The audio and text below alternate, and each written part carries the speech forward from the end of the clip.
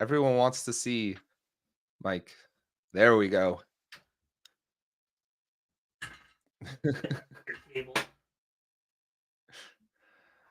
What? Nice. Well, we're live now. We're live now. We're doing it live. Do it live. So, Mike, how long have you been playing guitar? Probably since I was like 16. So let's see. Doing the math. 20? Oh, just close to 20 years? I'm doing the math on how old you are. So Well, I think we're about the same age. That's pretty cool. Okay, so 19 years. 37. So I am 34. Okay. Soon to be 35. And by Nice. soon, I mean like next year. Very cool. We got Todd Libby in chat. Hey, Todd. Todd. Hi, Todd. I used to be from near Phoenix. I used to live in Gilbert, and then I lived in Santan Valley. So not too far. Jeff's still around there. Jeff Cross, our founder, he's still there in Gilbert. So, hey, Ahmed. Welcome back, sir. And Edition Addict, nice to see you again. I think that's a reference to how old we are. Retire. I'm not ready for that yet. Is that something Mike's that we'll just be getting able to started do here. He can't retire yet. Happy Spaces. That's bold to assume that we'll be able to retire eventually. Yeah. Well, especially with the way with inflation, I don't know, or just gas. It is what it is. It is what it is. Hey, Ricardo. Jonathan's here in chat. Jonathan, one of our NX champions. Welcome, sir. Pawan, welcome. Oh, cool. Yeah, Half Stack's great. I was there this last year. I was there before when y'all had it. I actually came back for to Arizona specifically for Half Stack earlier this year. So that was awesome. I always love that conference. It's always wild. So Mike, this is one of the ones that's in like a movie theater and people give talks and there's like the huge screens and there's just like waitresses and waiters running the entire time just bringing people food and ice cream and coffee. It's like it's bizarre. Not a bad thing. Yeah. There's another conference later on in Columbus, Ohio called Stir Trek that does a similar setup. And they have like a really cool setup where they'll have like, I think they've tried to coordinate it around like Marvel movie releases. And they'll have like for the speaker kind of dinner or speaker kind of like hangout. They'll bring people into the movie theater and they'll watch the movie as like a private showing, which is always fun. And it's like recline the seat a little bit, eat some popcorn, just chill and hang out. I'm like, this is great. Whenever it became a thing for like movie theaters to start having those recliners in them, that was genius. I don't know who did that, but gold star to whoever did that. Whoever did that, I want to go over there, shake your hand, say thank you, sir or ma'am.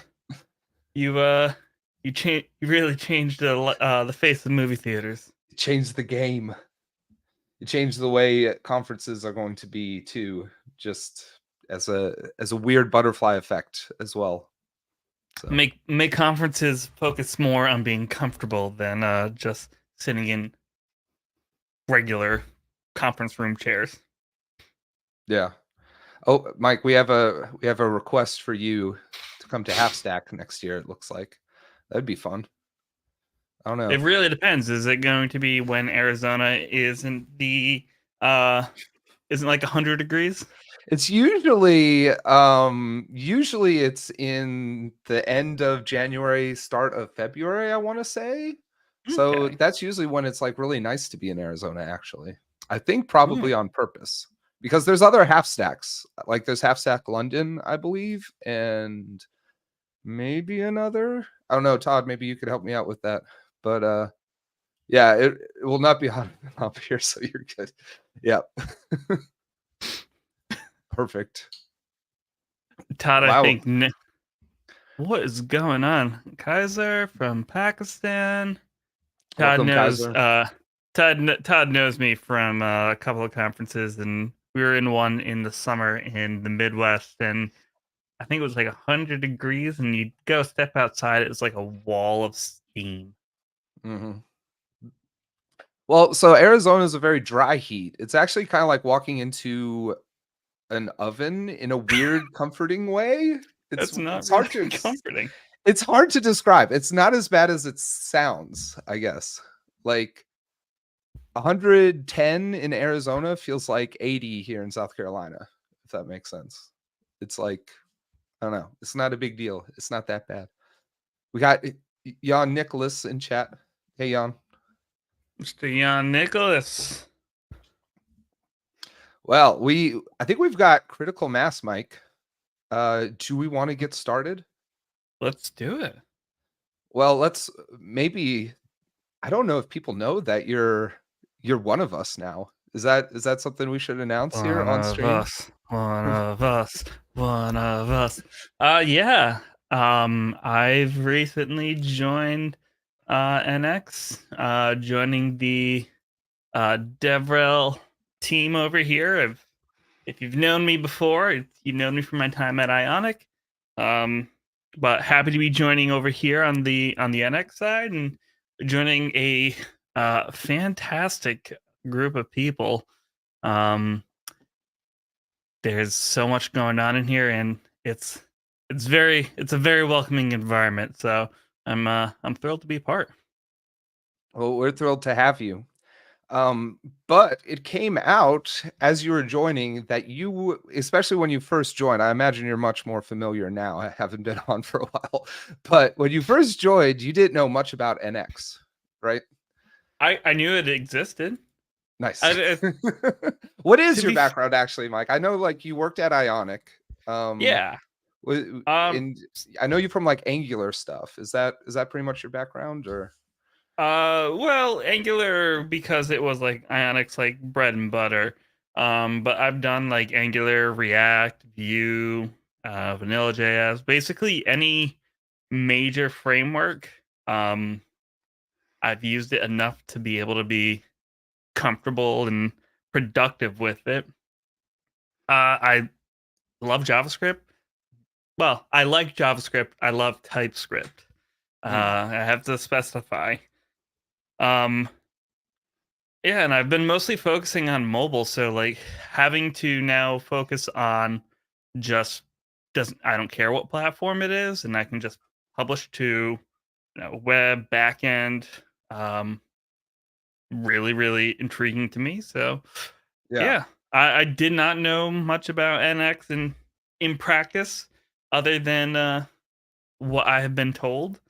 So it's been a learning experience so far. Cool. Well, we're here today to add to that learning experience because we're going to give Mike a crash course here on NX.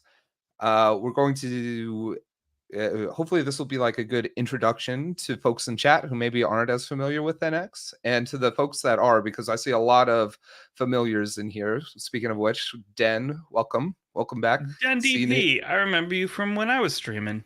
Yeah, he's been on all of our streams, I want to say. So Den's a regular. But yeah, if you're here and you're familiar with NX, join in the chat and we'll try to highlight what we can so we can like let Mike know where the value is in NX. Because it's I think one of the things that you mentioned to me before, Mike, was just there's a lot of stuff going on with NX. Like there's a lot of stuff we do. In particular, I think the word I use a lot of times is we have a very large surface area because we want to support Yes. a lot of stuff and we try to make that experience really good.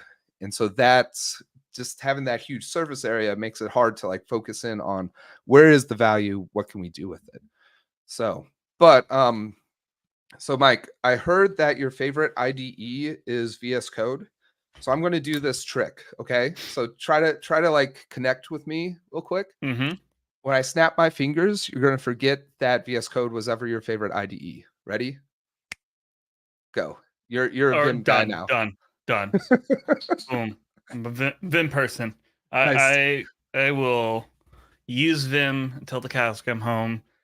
There is Awesome. no other editor than Vim. Yes. Did I do a good job? Yes. That was very convincing, actually. Good job.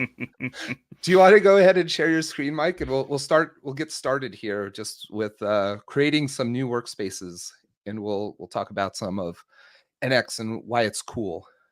So Yeah, let's let's go see. for it. Let's There we go. see. Is that Cool. your screen right there? Hello. That Nice. is indeed my screen. Cool.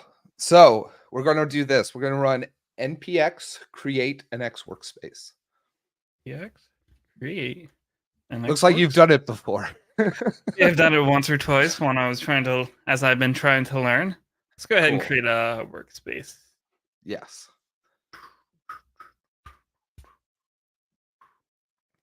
All right. So we're going to go through some interactive prompts here. That's going to set up your workspace.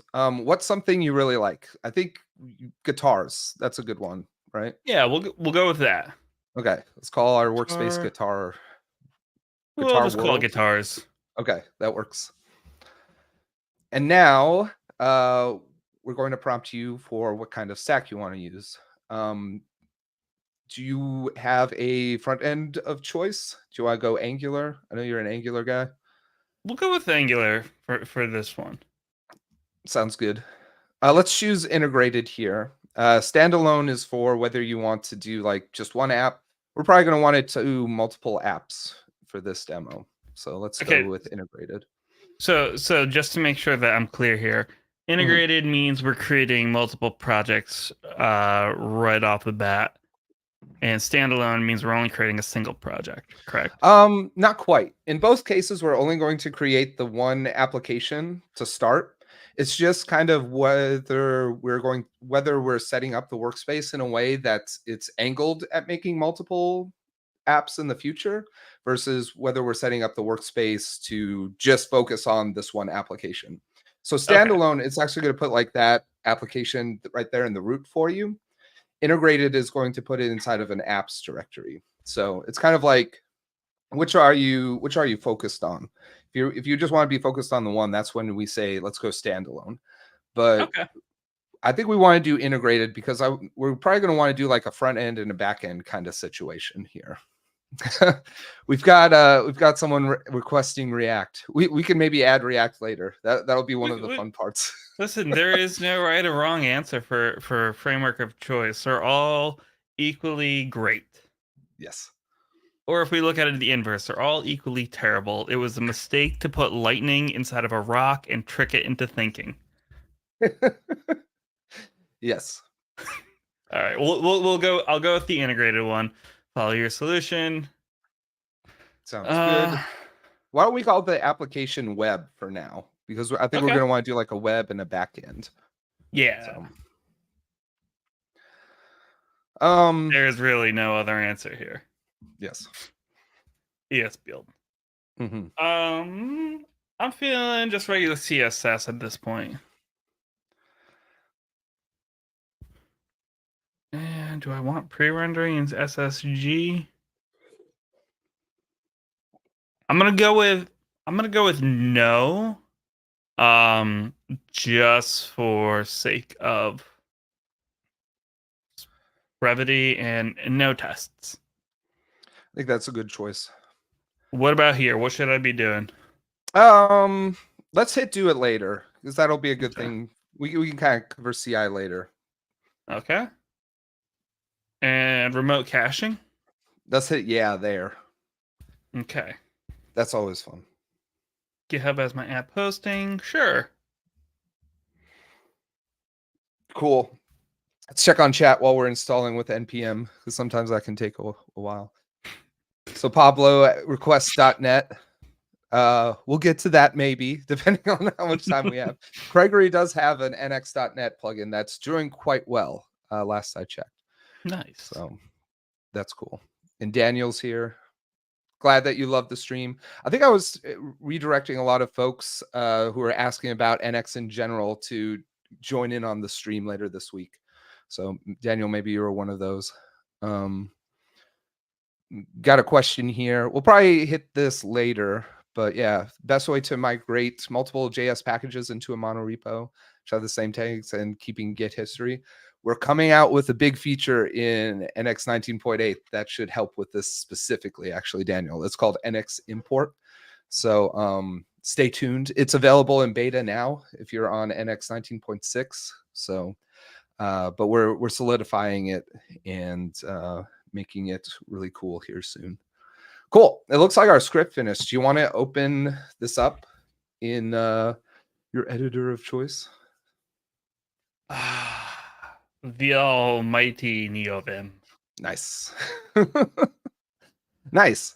So pretty much what you can see here, Mike, is we've generated for you this workspace.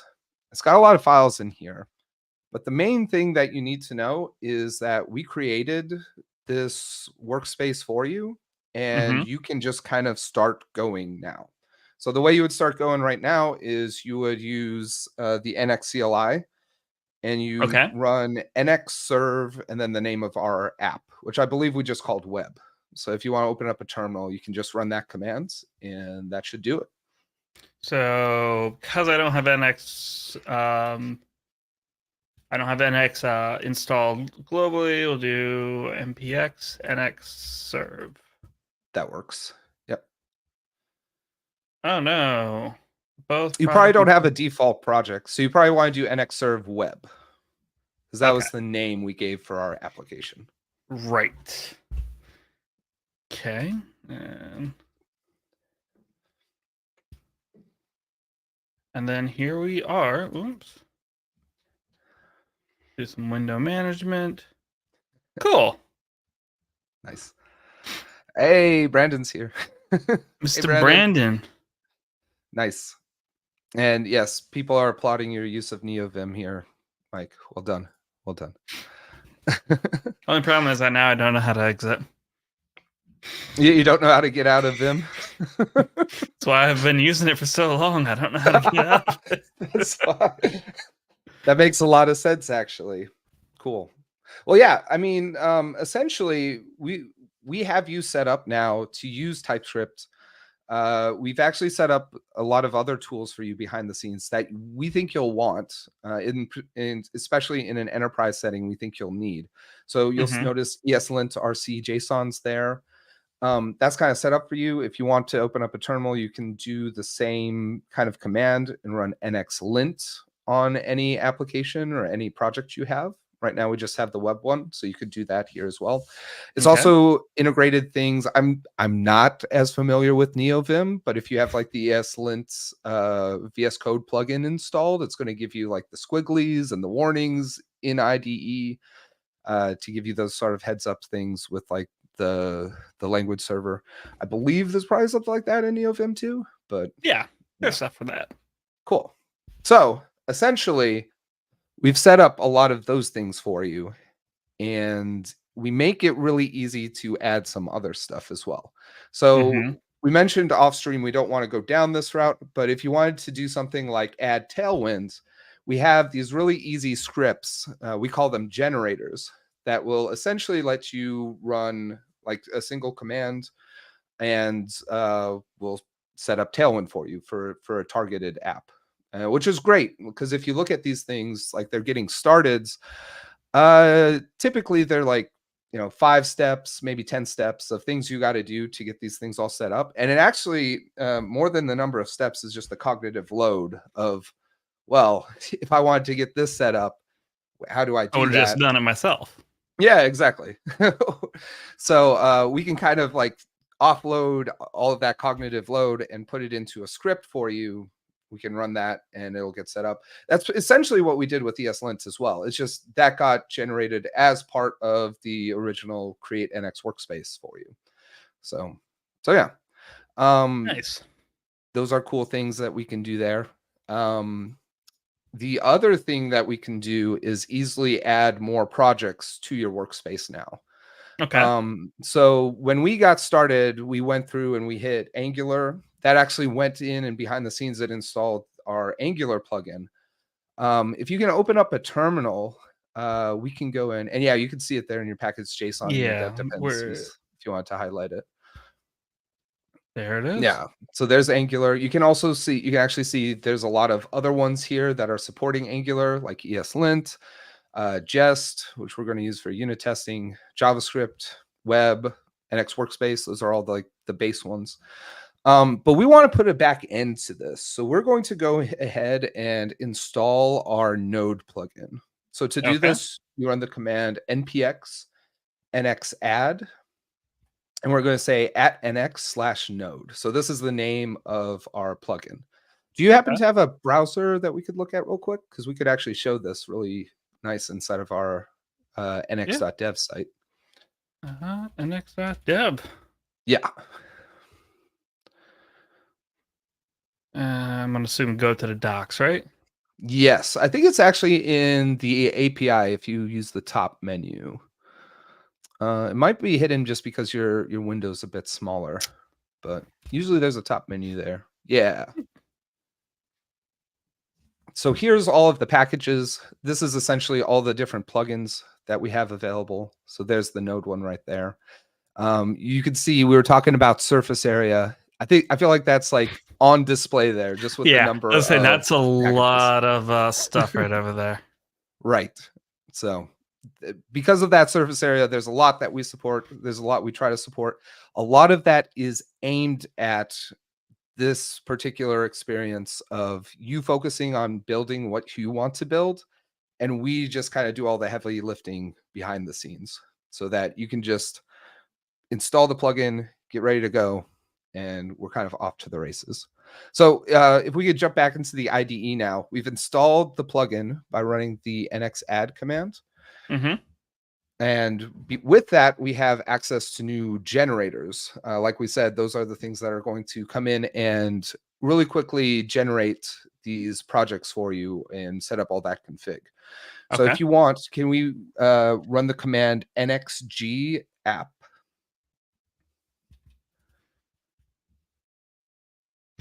Cool. Oh, nice. So with this, it's going to list out all the different app generators that we have. You've got several plugins installed now, just because of what we've run. Mm-hmm. So we're going to want to do the @nx/node application. And here it's going to ask us what we want to use for the backend or for the name. So let's just use backend here. Yep. Okay. And framework that we might want to use, I might go with Express here. So let's do that. And yeah, here we would want to do derived, which is this is an interesting thing. Actually, before you hit this, Mike, let's hit like a Control C to just cancel out of it. Okay. Because we're going through like a more, this is a like the interactive version of this prompt. I Mm-hmm. actually, when we go through that, we're going to actually skip one of the interesting options that we can do here, which is the front-end project option. So we're going to just like combine all this stuff into one that we just saw Okay. interactively. So do npx nxg, and we'll specify the plugin here specifically. So do @nx/node:app.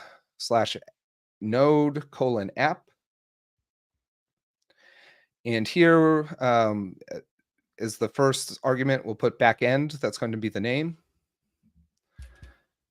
And now do -- front end capital P project. Okay. Yeah. So like that. Mm-hmm. And we're going to say that equals web. So that's the name of our front end project. Okay. So connecting the two of these together. Yes. So this is actually going to set up a proxy for us, which is nice, especially while we're doing development, especially for Angular. So Interesting. very nice. You can also do hit a space and do --try--run. This is a very nice option as well that we don't really get when we do the interactive way we were doing before. But you can go ahead and hit enter here. And I think this will give us, it's still going to ask us our framework. So we still hit one of the interactive pieces here. So we could do express there. It's still going to ask us this. Let's just hit derived for now. Okay.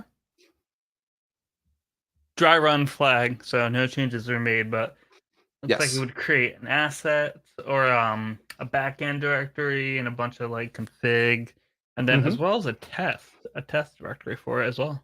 Yeah, I think with our node uh generators, we're going to generate for you like an end-to-end project by default that's going to like Mm-hmm. end-to-end test your API. So that's why we see there. You also notice like the last couple files that we created and touched, those are Yeah, this actually web. inside of the web one. So yeah, that's setting up the web, the proxy config like we had said. So Okay, that's nice. so Do you let's want to go go ahead? ahead. Yeah, let's go ahead and run it, but we'll take off the dry one so it actually does stuff. Cool. We'll use Express, derived. You're catching on. Listen, I was born at night, not last night. So we could have added the options there to get rid of those interactive pieces as well. Also, Okay. just talking about the options there, this is one of the reasons I love using NX Console. We don't have access to that, unfortunately, because it's NeoVim.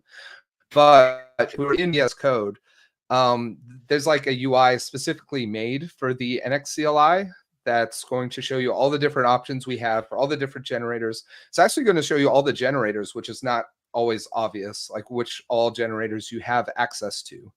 So all those things kind of come together, make things really cool in terms of just being able to figure out everything that NX gives you access to. So, but we're here. We have a front end project. We have a back end project. Do we want to try to connect them? Do you feel comfortable doing some live coding here, Mike? It's been a bit, but let's go. Let's give it a go. Cool, cool. So I think the first thing to do is just let's open up like the main TS on our backend, just see what it spit out for us. I feel like it probably gave us like a route that we can try to hit from our front end. We can kind of go from there. Okay, so we got a nice little index route where we can hit. Yeah. So we'll just send a message that says hello API. So let's jump to like our component, maybe on the Angular side, and see if we can use the HTTP client to hit that. I haven't been in Angular for a while, so this will be fun. Yeah, now it'll hear me the fun part of where do I let's see. How do you inject the HTTP client? That's Uh, what I'm trying to think about now. It's like, oh man, that changed a little bit. So I think I know what I need to do. Okay. Okay. With me now, so it's on the app config. You can tell I haven't necessarily been writing code too much. But I know we do need to provide HTTP client. We can import that. Save. Cool, cool, cool, cool. nice. It's nice to see factories for that. I still don't like the whole module system, but it's nice to see there's some better stuff around that. Angular's upgrading, man. Yeah, very cool. Um, Do you want to it's change like that title to like a title observable, maybe, and like just read it in that way? I don't know if we're using that title for anything else actually anymore, but no, I think it's just there inside. I think the component, or actually no, it's not using. It's not used for anything. yeah, I actually saw that earlier. Like if you look at the app welcome, we actually do inside of the generator, we're going to like hard code the name of your application in there because it will still say like Hmm. hello and then the name of your project, but it's not reading it from the title anymore. It's actually just hard coded as part of that component, which is interesting. And I think it's fine, but We do it's have to different. talk. What is this common module doing here? We don't need this anymore. I don't know. The Angular stuff, man. I was just like, yeah. Okay. Okay. Brandon provides apt commentary here. I have ejected. So, but Okay. cool. So, well, yeah, this is all just like the learning component or the main component that we have that is Yeah, when you opened being up, displayed yeah, over here. it's just that. We can actually just get rid of that component if you want, but Stunning. We'll just get yeah, rid of this. We don't need it. cool. Bye. Oh, and yeah, Jack answered the question from Daniel. Jack, we actually mentioned that on stream here too. Yeah, we're looking forward to NX import coming in 19.8 very soon. It's But gonna yeah, be cool. Okay, so app component is blank. We got our HTTP client provided. So let's go ahead and HTTP equals inject HTTP client, and nice. then ng on init. Boy, it's been a bit. Do I just use the async pipe so we don't need to go into the Yeah, hooks? we're just gonna use the async pipe. Okay, cool. This HTTP dot get. Okay, so we set up. You said it set up a proxy. Right. We still need to start up the the back end, right? Yes. So right now I Okay. think we're serving the front end. We want to do a similar command on our back end. So yeah. I don't know if you Okay, can so fire up a new npx terminal. Yeah, npx. npx nx run backend. Correct? You, you could, so Serve. run is, yeah. Let's do nx serve backend. You'll actually see this is actually aliasing it to use nx run. Go ahead and hit enter there. And you'll see right above there nx run backend :serve :development. So that's kind of what we're doing behind the scenes. I like to use the form just like nx verb subject. That makes the Okay. most sense to me. But yeah, you can use nx run and tie things together with colons here too. But yeah, Cool. backend's running. Do you want to check the proxy config? I think we like proxy it to like the /app route or the /API route, maybe, but I don't remember. We could maybe take a look at that. And that maybe like helps to reassert here too. We're not working with magic here. Like the generators do help you jump, like fast forward you to a nice starting point, but we're not sticking in magic here that's unknowable. We're just kind of generating files to take care of the stuff that you would have had to do manually. And that makes it really nice once you're in this spot where if you want to change like what we're proxying to or the route to our proxy, you can do it right here and you can still adjust it after the fact. So, and yeah, our resident magician here, JVA, says, "What if you want to work with magic?" I mean, you can make your own magic, Josh. That's fine. Nothing's stopping Get you from doing that. get out of here with your witchcraft, Josh. I know. Crazy, crazy magic stuff. But yeah, Making me question reality.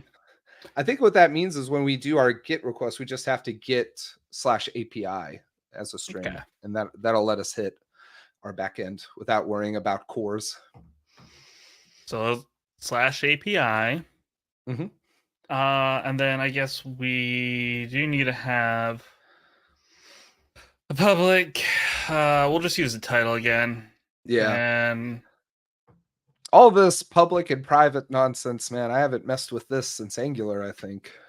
any the TypeScript nerds can you can hate me for doing my any over here. I will do what I want. So this title equals this HTTP because we're going to be using our async pipe, which we also need to bring in to our imports because standalone. Stunning stuff. Okay. And then P title.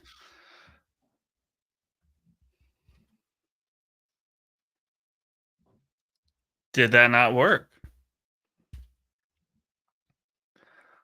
Oh no. Something did not work. Right? Something did not. I wonder, had you restarted the serve since we generated the backend? Because I that would did have, not. yeah, let's restart it because that won't be reading in the proxy config until you restart. Let's hit 4200. What broke? Do we have errors? We do. That's good. HTTP fail, HTTP error response. What do you mean? Oh boy. Du- du- du. Show one more frame. Show less. Not even showing me much. Okay, so we got an error. Okay, so we're hitting not found. Yeah, I don't know. Can we look at the network tab? I mean, I assume that's just a 404 when we try to hit API. So let's just reload. /API. So yeah, it's not finding the API. Localhost 4200 /API is not found. And the server is on 3000. I wonder if that has anything to do with it.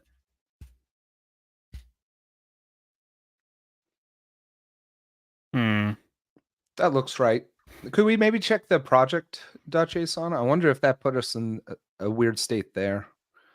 This is the web project. Yeah, we want the project for the web. Yep, that one Okay. looks right. And probably, I think it's going to be in the serve.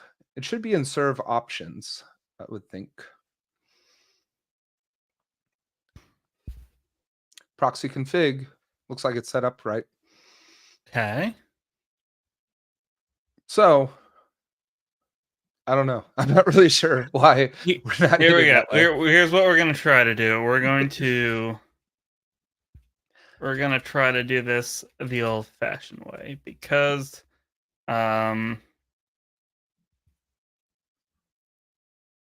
const data equals.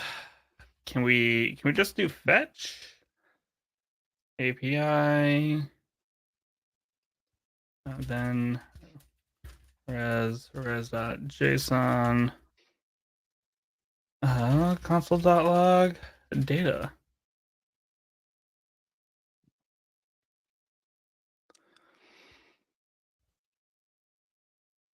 It's like the proxy's not kicking in. I wonder, do you have to do something with the HTTP client when you provide it in order for it to be able to use the proxy?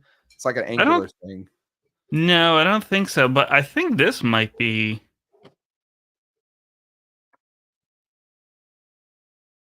Oh, Where I think it's. you are getting something from there, but it's not what we want. Yeah, I think the back end. Yeah, good. Yeah, Michael has a idea. good. Yeah, you saw it too.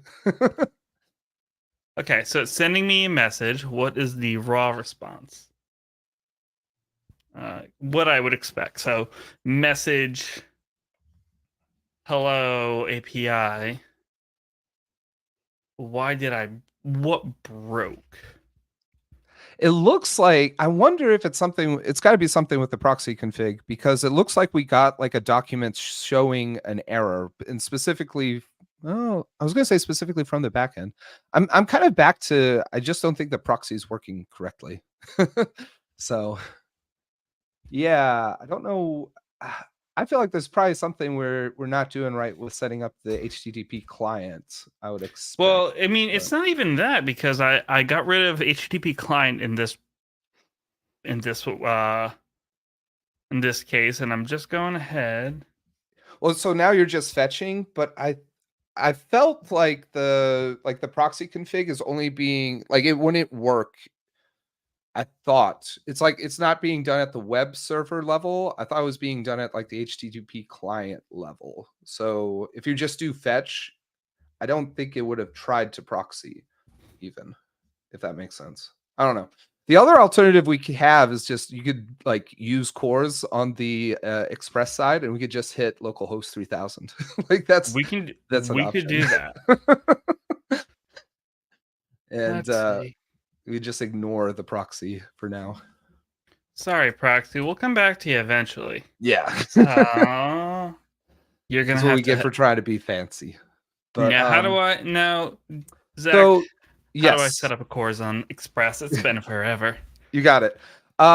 So I believe the best way we do this is just do like open up a terminal and we're going to npm add cores. Before we get started, I want to know. I want to try This that part. this did cross my mind actually, the thing Den just recommended. Was that what you were thinking too, or were you Yes. thinking something else? Okay. I don't And think that's right, but it's possible. okay, API. That's correct. Mhm. Nope, I want to keep that there.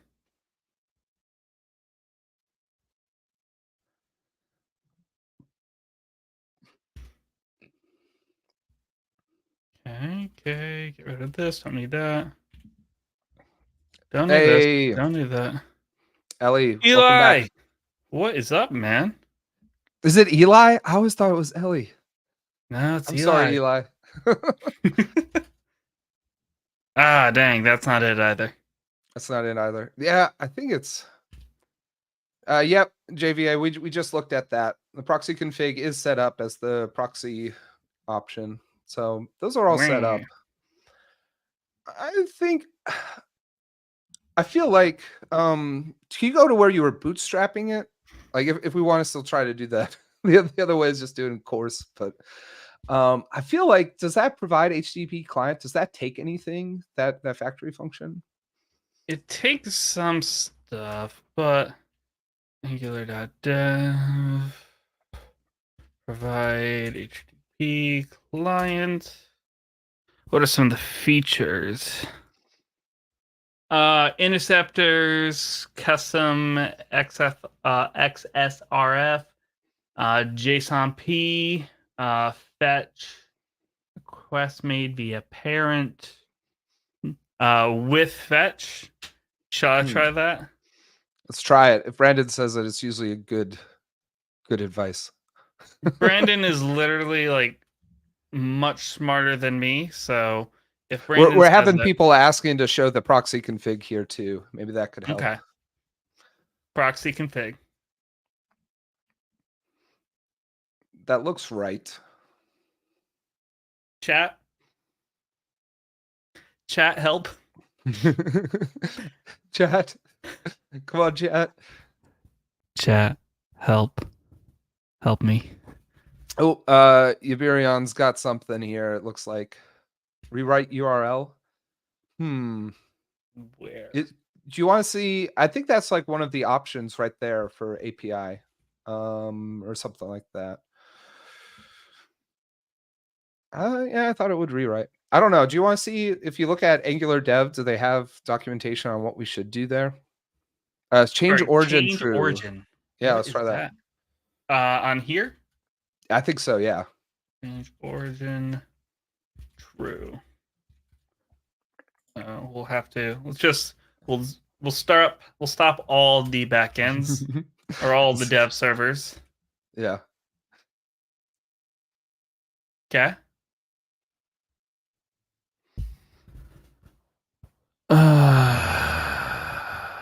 Still not found.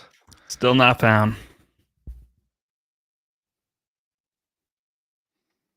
And my spelling is notoriously bad, so yeah, that's right. That's right. But okay, that is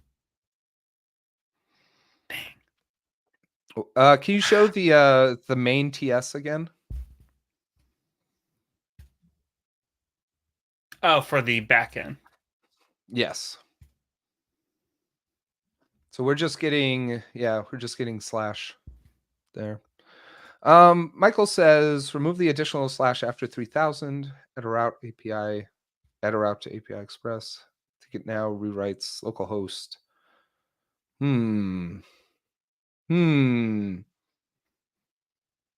That might make sense, actually. I knew that was one of the options that you could do there, I believe, but Okay, let's um, give it a shot. yeah. API. So we're okay, no, because we want to just forward it over there. Okay. That's fine. Yes. That doesn't I need to think what change. yeah, right there on line 8, I think was what we'd want to change. Oh, okay. You We'll just add duplicated a it. new. That We'll just works. add a new endpoint. We'll add both of them. That works. Yay! Kind of. Title dot Jack had us figured message. out.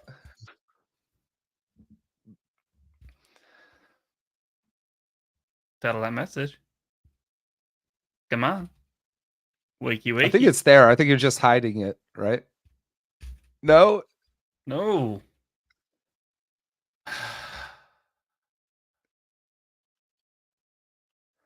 Fine. You want to play this game? You want to play this game? You know what we're gonna do? We're gonna do good old fashioned dot subscribe. You didn't think I wanted this, but here we are. Res. Console.log. Res.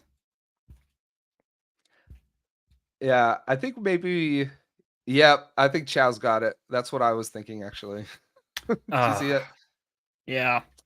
We're Yep. just dumb. Yep. I mean, Yep, and people are getting it. in my defense, everybody, I it has been a while since I've done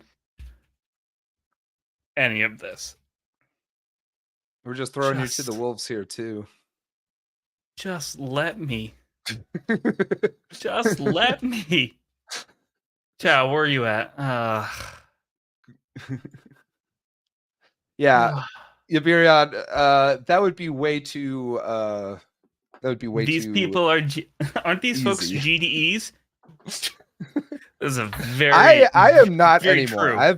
I've been kicked out actually of the program. I have former I am a GDE. GDE, but I am probably gonna get kicked out after they see this horrendous experience. Somewhere Mark is over there and he's just like, do I need to say anything else? I'm gonna be nope, you got this, buddy. I get it. What's the type error we're seeing over there in the browser?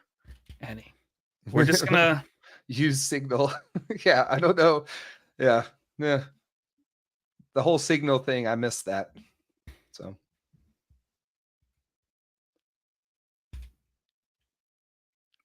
what doesn't it like? I have a surefire way of fixing this. There's my TS config.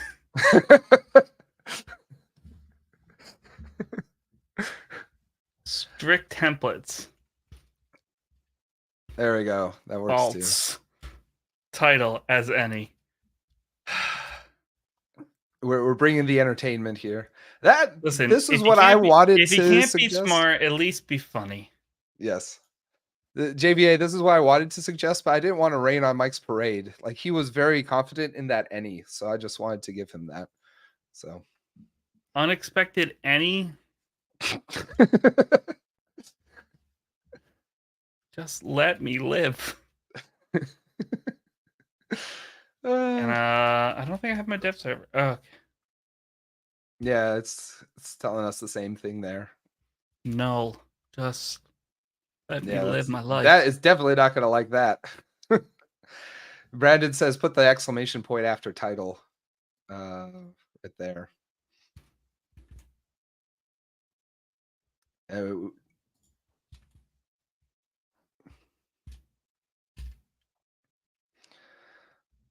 Is it like that?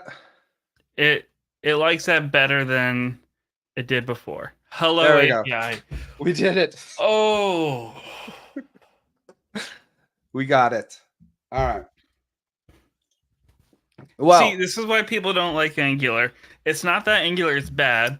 It's just Angular says, listen, if you're going to do something, do it right. Yeah. Versus trying to, take a bunch of things and duct tape it together. But yes, community. We did this as a community, everybody. This is like Twitch plays NX or Angular or something. Boy. But yeah. I am sorry, everyone. That was painful. It was It painful. hurts me as much as I'm sure it hurts everybody watching it. But if we could just take a step back, we have now set up a project here. We've got a front end project with Angular. We got a back end project with Node. We've got, Lord knows, we're not very good at this apparently. So it would have taken Mediocre us a at long best. time. Yeah, there we go. It would have taken us a long time to get a lot of these tools set up, but we actually have unit testing, linting, TypeScript, all kind of set up for us here without having to think about any of those things, which is actually really nice. The one thing I wanted to show next was just making showing how we could like share some code between these two different applications. Can you crack open another terminal, Mike, and we'll just do like nxg lib and this is like our way of creating a library. And maybe we call the lib like guitar or something like that. Yeah, let's just hit We'll just do that, right? yeah, just do that. Let's go through the interactive stuff. We'll let the thing guide us. So because we want to share this between like our Node and our Angular stuff, let's use the JS one. So we'll make a JavaScript library. Okay. And yep, we'll give it the name. Let's skip the test runner for now. And let's skip the bundler here too. This will just make it so we don't have a build step for the library. So it'll just be like a library inside of our code base that doesn't get built itself or wouldn't get published, but it's something that either of our apps could use, which Okay, is so that nice. was that's good to know because I was wondering like when in my previous exploration, like why does it's giving me all these options? What happens if I pick none? So this Yes. would assume that this is something that gets consumed and bundled with whatever project's importing it versus Right. it being part of its own published thing. Right. It kind of the Stunning. real question we're asking there is like, do you want a build target for this library? And if so, how do you want it to get built? That's kind of what we're asking there. So when we say Okay. none, we're saying don't even give us a build target, which is fine for this right here. Cool. But yeah, we've gone ahead. The way we're tying all these things together here too is through that tsconfig.base. So Mm-hmm. that's how we're able to kind of import from different things. So I think that like if you look at, let's just look at like the index for that library we just created inside of your IDE, and we'll see what we're exporting. I think it like gives us a nice boilerplate function that we could just try importing on different sides. Oh yeah, it's going to come out of there. So yeah, we have this guitar function. Let's imagine this is like actually helpful functionality. We can actually go right now and import this into our Angular application and into our backend uh, application. So that's cool. So and that would be coming from at guitar, Mm-hmm. and then we just import guitar. Yep. So that was the name of the function. That's the name of the project. If you look at our TS config, like the TS config base, yes, go to pass. There it is, line 18. That's kind of where we set that up. Okay, cool. That's giving me like all the different uh path mapping so that way I don't need to do like dot up a directory. I can just go ahead and just reference that. Okay, cool. Right. So that's nice. And there's other strategies for doing this too. When we use our generators, we kind of use this as this is kind of the most simplest way. But Mm-hmm. if you're using something with like npm workspaces or yarn workspaces or pmpm workspaces, there's like a whole different strategy we could use there where you like build this stuff out. It actually goes into your node modules, and then we're going to read from that. That's like a whole different strategy of how we import these things then, is using kind of that Okay, okay. strategy. So, So, so this but is it just path references versus build, then do some like workspace hoisting of dependencies. right, exactly. It's actually going to look very much the same inside of like the actual code where you consume it. Like it's just Mm-hmm. the import statement's going to look pretty much exactly the same.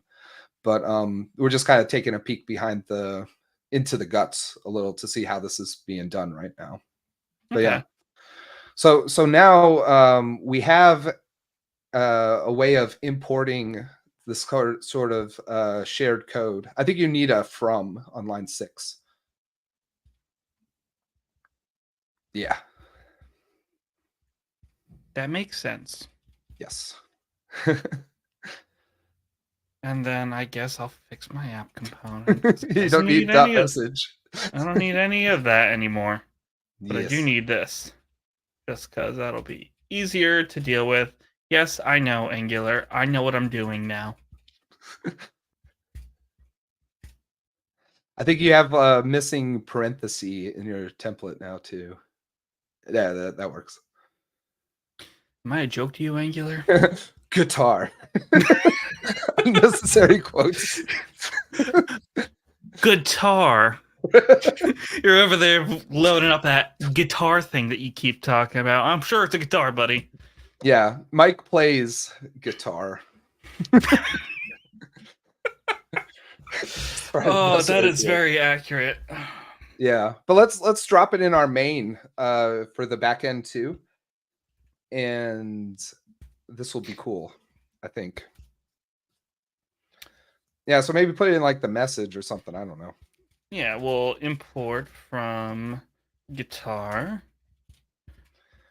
And then instead of sending hello API, we can just send our guitar. Or guitar, because that's going to send a string. So that's perfect. We're going to send that string, and then we'll just undo. Yeah. Don't worry, people. We've been here before. We know what's going on. So NeoVim supports cross-file undos. Is that what I just saw? Because that was pretty neat. It does. That's cool.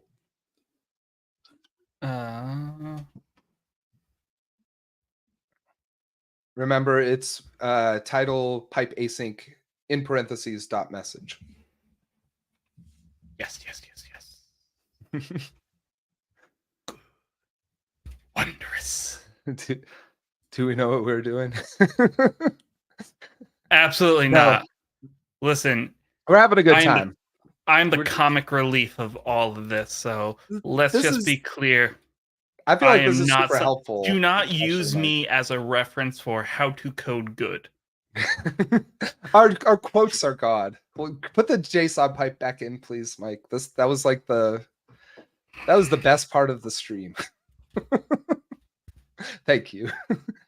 Can we do yes to JSON? And before we do the handlebars, can we say Mike plays and then that?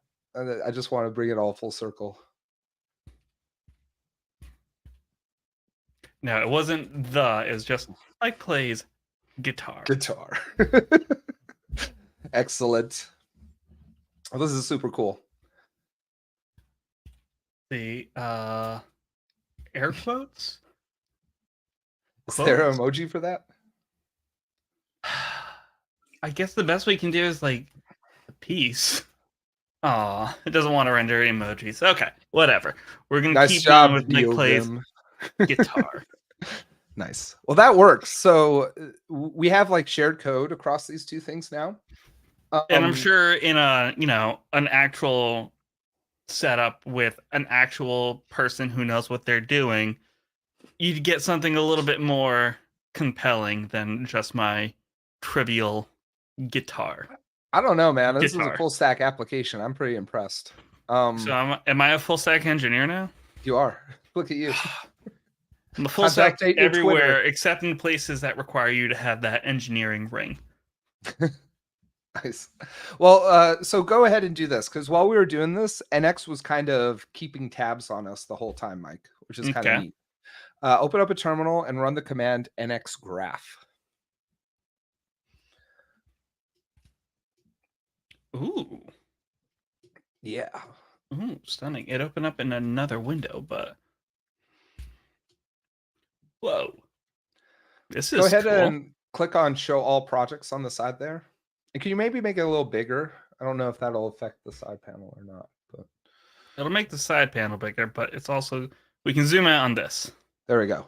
Perfect.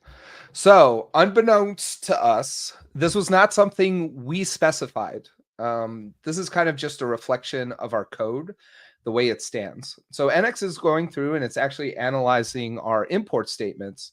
So it can tell based on for each one of our projects which projects depend on which. Hmm. So right now we can see actually there is no dependency on web to guitar. That's actually just a HTTP request that's getting that information. However, our backend does depend on guitar right now because you actually have that import statement. So let me amuse humor me real quick. Yeah, I want to see if this is gonna do what I think it's gonna do. cool. If we import from at I guitar like how you're guitar thinking. guitar, and we can just say public guitar ref is just going to be Equals guitar. guitar, Nice. and then we can say other people play, and then we can just say guitar ref in here. Mm-hmm. No JSON pipe on this one. No JSON pipe. People actually play the guitar in real life. Yeah. Yes. So Yes. you didn't notice it maybe, but if you go to the other tab, look at that. I I did notice this. That Yes. reference automatically shares all these. So anything that's like shared between the two, we can just see the graph of this dependency. Yes.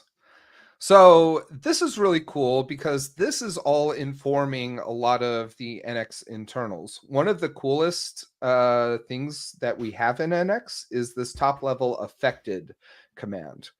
So the idea for affected is like, let's say this is a more mature project. We've got a whole bunch of engineers working on this. The graph Yep. is a lot more complex. Hmm. We can actually detect which of your projects were affected by a given PR. And that's actually super powerful because we can set things up to only, for example, test or lint the projects that were affected because there's no reason for us to test or lint any projects that shouldn't be affected by a given PR. So we're saving cycles that way just by doing that.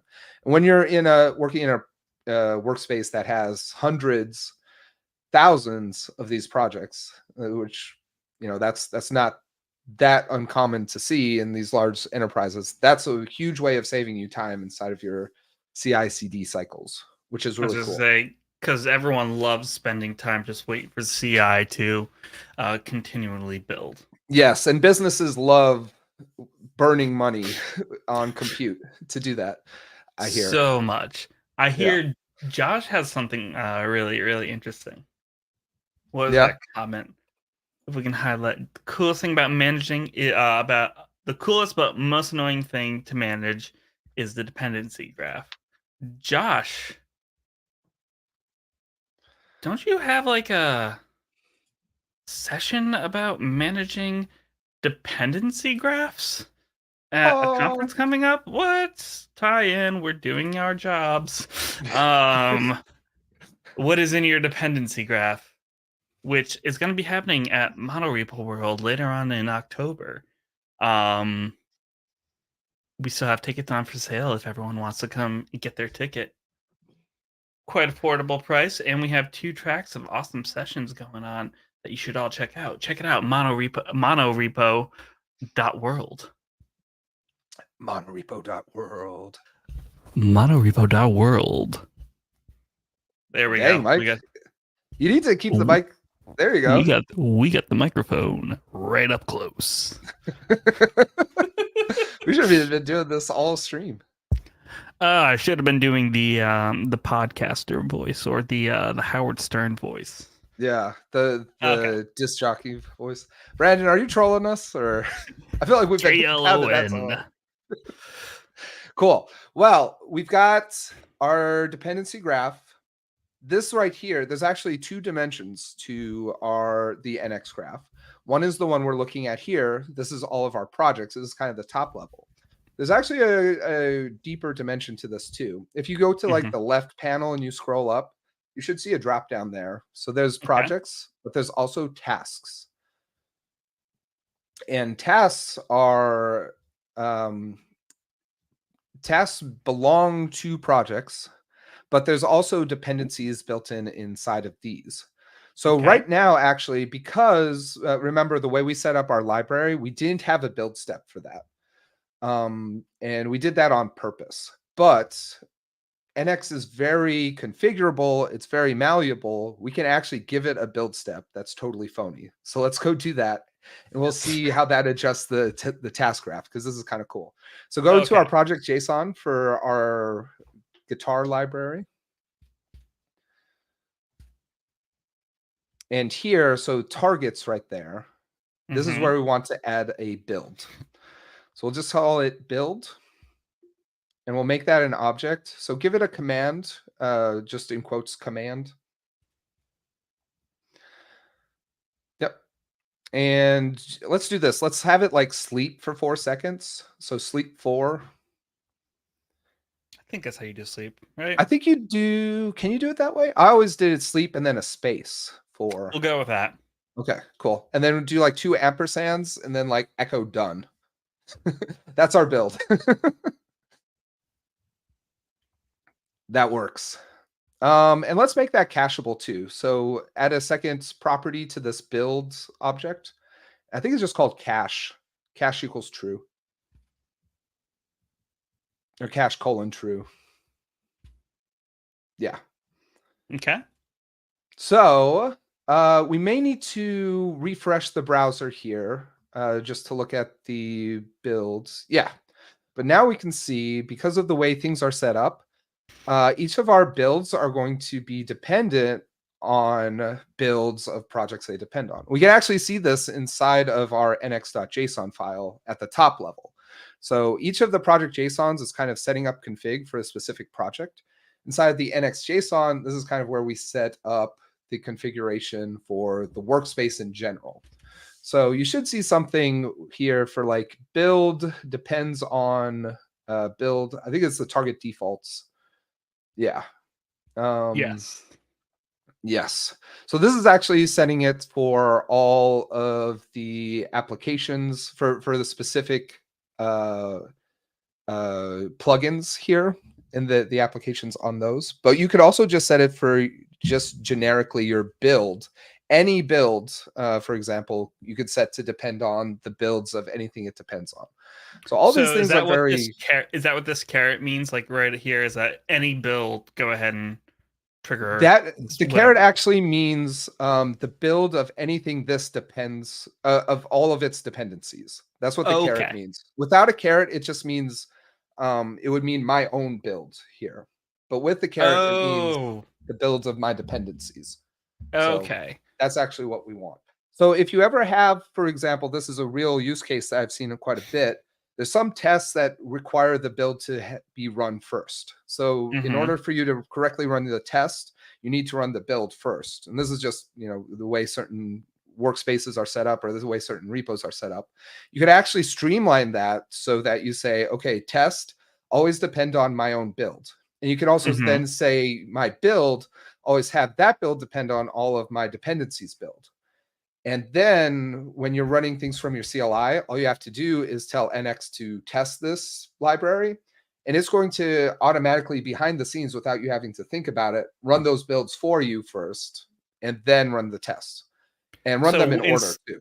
So instead of having, like, I think I've seen some projects where they'll have a, like they'll have one step, run the build first, another step, then run the test, then a final step. This one we can just say final step and have it connect to say run the test, and then the test knows that it also needs to run this build as well, and we can just kind of simplify whatever it is we're setting up in our structure.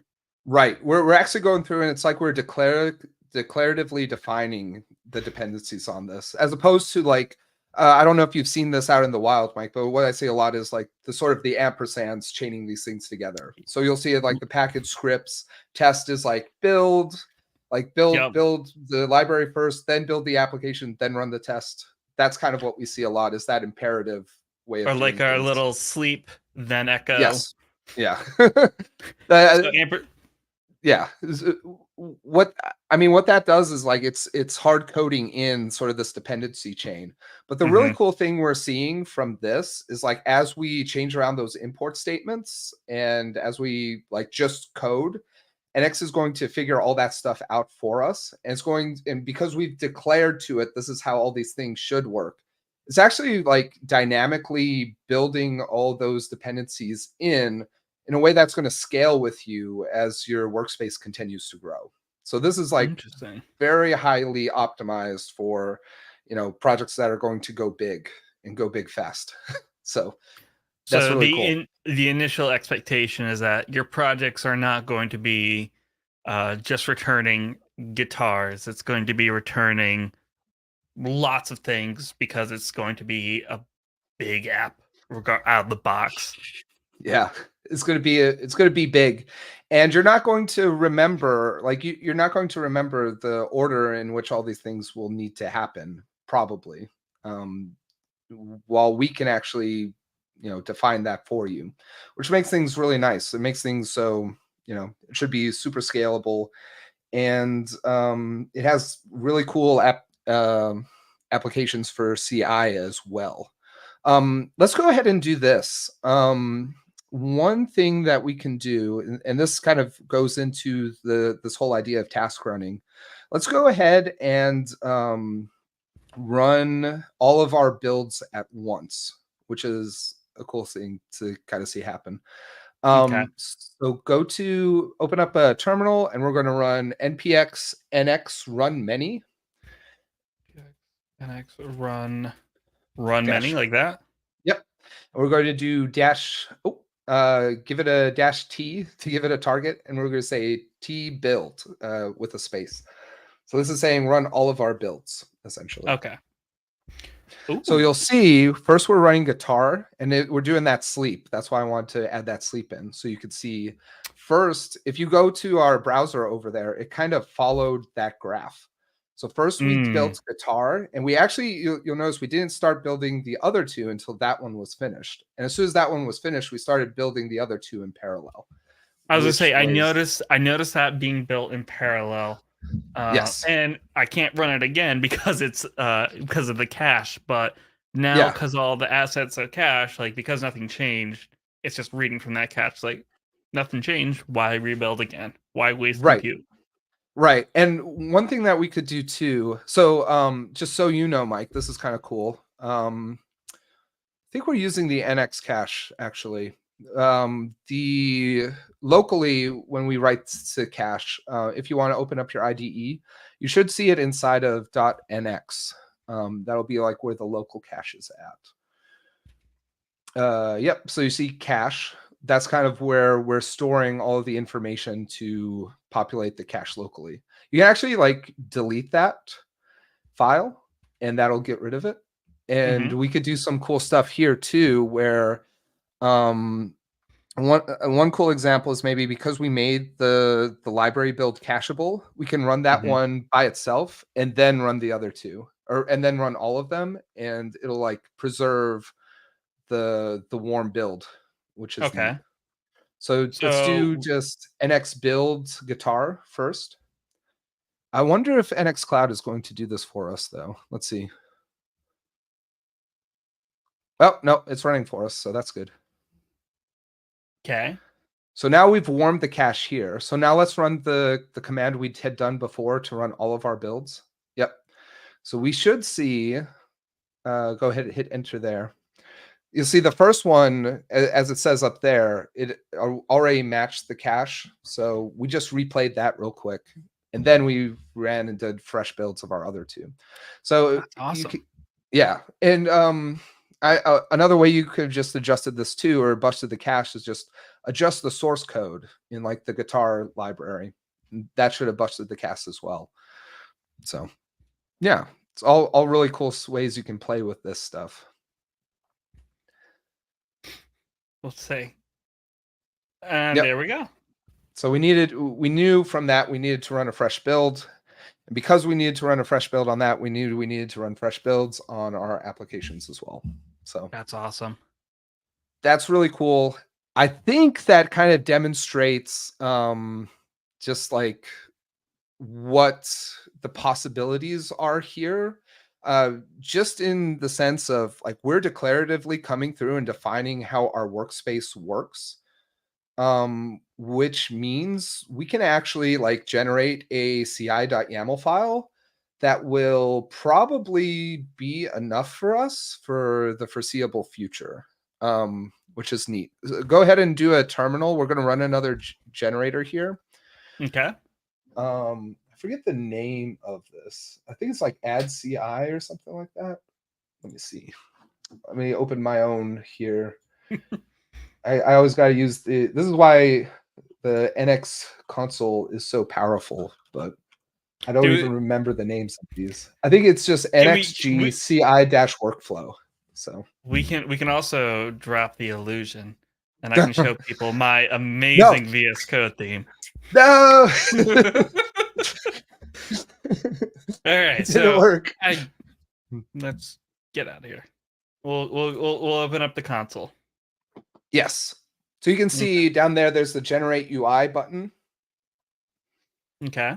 That's where I was looking. That's going to give us our drop down. I just typed in CI because I figured it had something to do in there. And that came up with CI workflow. Yeah, right there, the bottom one. Yes. So this is going to show us, it's going to bring this nice GUI that's going to show us all the options on it. So the CI provider is probably important. Let's just use GitHub Actions for this one. So I think that's probably the most common. I think that we've got options for like GitLab and all of the ones that are, whoa. Don't know what happened down here. Oh, it was just a bad format. The dry Sure you run. weren't. I don't know what I was doing. Oh, dry run.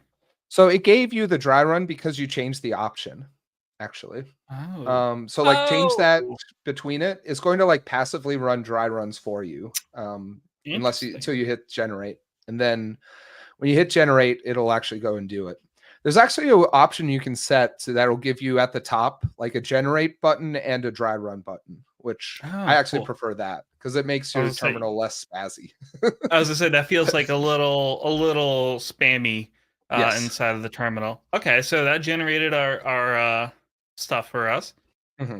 So if you take a look at the CI YAML file that was just generated, this is actually probably good enough for you to use for the significant, like for the foreseeable future when you're developing a new project, which is pretty cool. So pretty much line 38 is the big one. I was saying this one seems like the most important task. Yes. Well, everything else is essentially just setting things up because there's things you need to do inside of your CI provider to make sure like the machines you set up, they got to make sure they have NPM. You got to make sure the dependencies are there. You got to make sure you're cloning down the repo. All that stuff's pretty generic.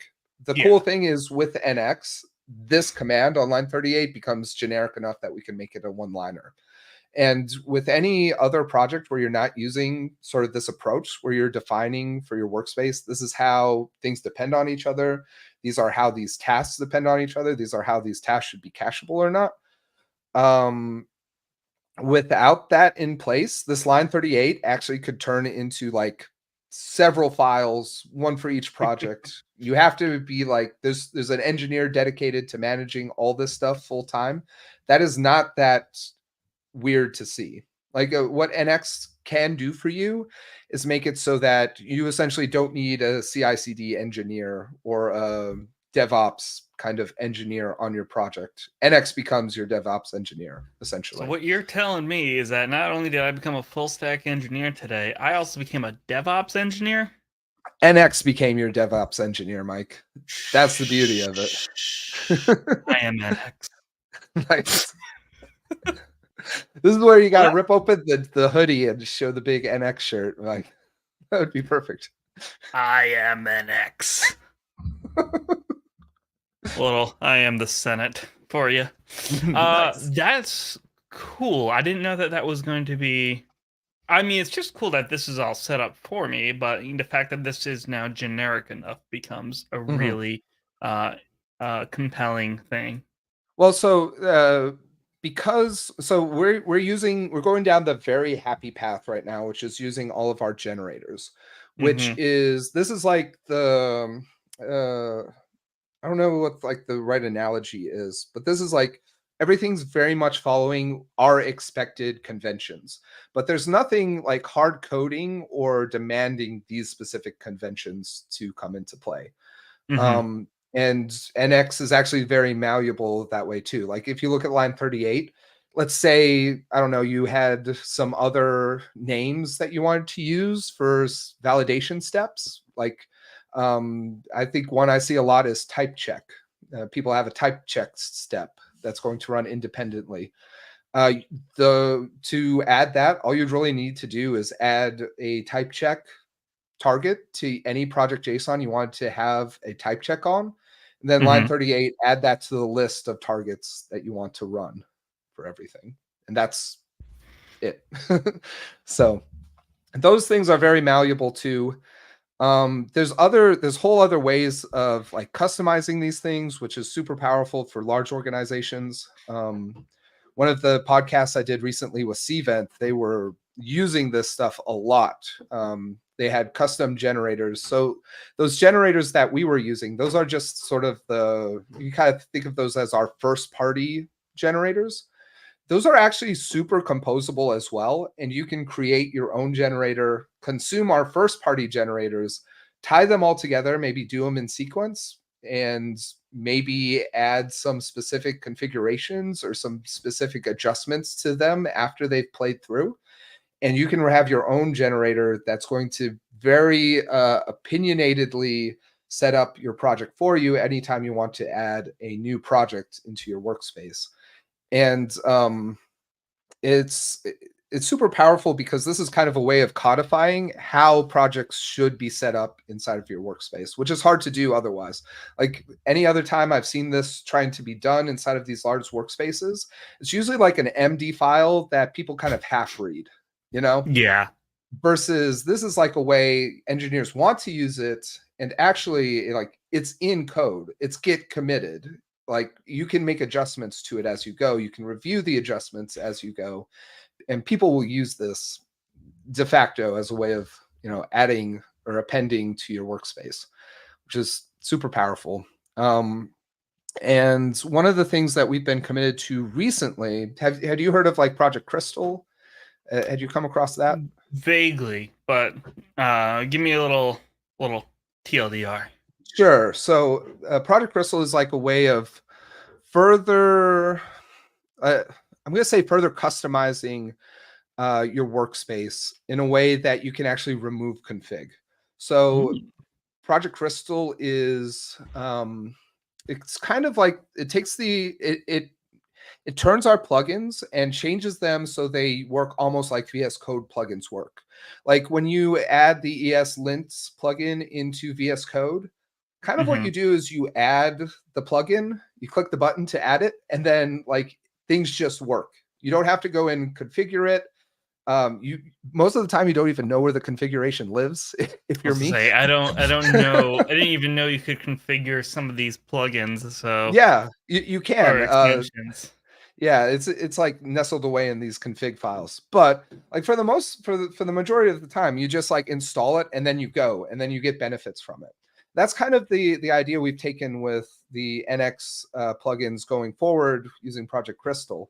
So, for example, if post Project Crystal, when we add the Playwright plugin to your workspace, for example, the fact that you have the NX Playwright plugin installed in your workspace, that's there in your dev dependencies, um, that combined with there being a Playwright config file inside of the project is enough for us to say, here's an end-to-end target. You don't actually have to add that target specifically into your project.json file. We're going to infer that there should be a target there that uses that Playwright config out of the box. So it's kind of like the way VS Code is just going to see, oh, there's I have the ESLint plugin installed.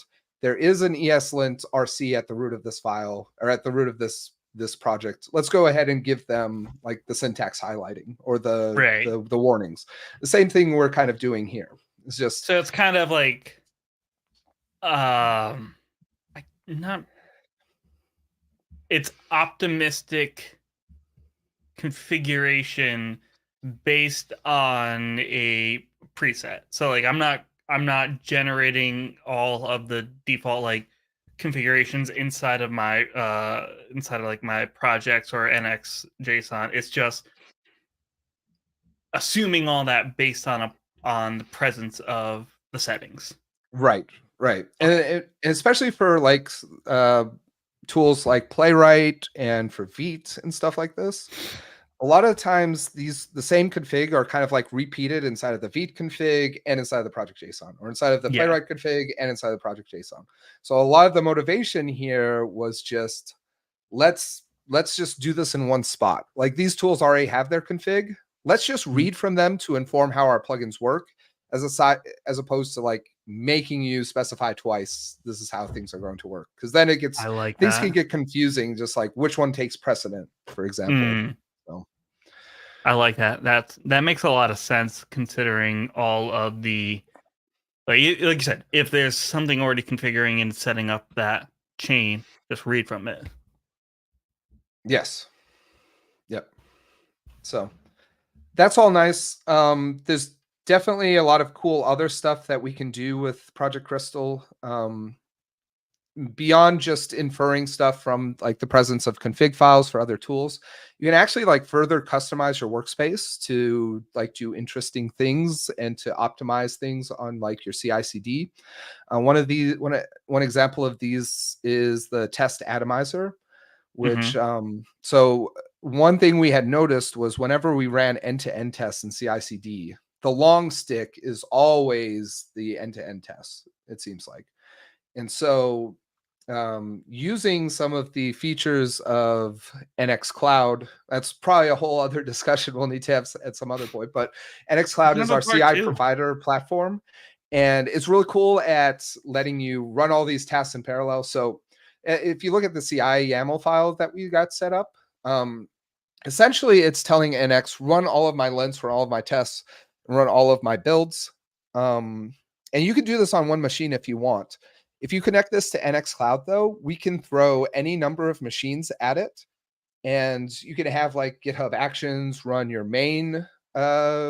one main job. That's going to like be the sort of the task runner. It's going to be the one telling all of the machines, all of our network of machines out there, all of our NX Cloud machines, like what to do. But each one of those NX machines, each one of our NX Cloud machines is going to be out there running its own little subsection of these tasks. And it's going to have and be doing them out in parallel. So one thing that we saw that we could do is, well, actually, let's just break up those end-to-end tests. So like we do one task per file instead of one task to do all of the end-to-end tests for a given app. And what Oh. that does is it lets us like atomize it out. So like if we had 10 machines going running all of our tasks for us, we would potentially cut our end-to-end time uh, by a factor of 10, just by delegating them out to different machines. And we use sort of this idea of Project Crystal and this way of like dynamically generating tasks based on like the contents of your file system. Hmm. um yeah, it's we can do that all sort of dynamically. That's actually all set up for you out of the box these days. And like Brandon says, it's nice to throw machines at things. So Sometimes all you gotta do is stir a machine, and things get better. yeah. Well, I mean, it's a nice way of just scaling horizontally to solve a problem of, hey, we've got a whole lot of uh this is taking a long time. At the end of the day, you're going to be paying the same in terms of compute, because instead of taking an hour on one machine, you're taking 6 minutes on 10 machines. Hmm. But you do have your developers get their feedback in 6 minutes as opposed to 1 hour using this method, which is probably well worth. Well, like it's why It's a wouldn't you? better It's the same investment. cost. Yeah, exactly. So so yeah. Um but yeah, I think that's a lot of the big stuff. It's We'll really have to cool. we'll Yeah, I have was to just do gonna say a part two to go over some of the cloud stuff because that sounds like a completely different world from building apps, and um, it I would kind of love to is, know but it more. kind of isn't, which is cool. Like a lot of the NX Cloud stuff just feeds off of the work that we've done here. Like we're using NX to configure what your workspace is. From Hmm. here, it's like yes, there's a lot of stuff that we do behind the scenes to make the NX Cloud platform work really well. But to the user, at least to the developer, it's just it's pretty much like how many machines do you want to throw at this, and that's it. So that's pretty cool. So Awesome. yeah, I've got there's a lot of stuff in chat. We haven't looked at that in a while, but yeah, I don't know. We've been going at this for a while. I know. Should we look to wrap up here soon, Mike? We can Let maybe hit these in the Discord later. Yeah, let's hit these into Discord later. I'll hang out there in a little bit. Um, but yeah, let's wrap up. Cool. Well, Mike, thanks for joining us. Welcome to the NX team. Thanks everyone for joining. This has been cool to see It's been so so many fun. people around. So yeah, and we know now Mike plays guitar, so it's a big I takeaway. play guitar, and other people play guitar. Yes, I can't think of a better way to end it. There we go. That's it. Cool. That's the Thanks. end. Boom. Bye. See ya.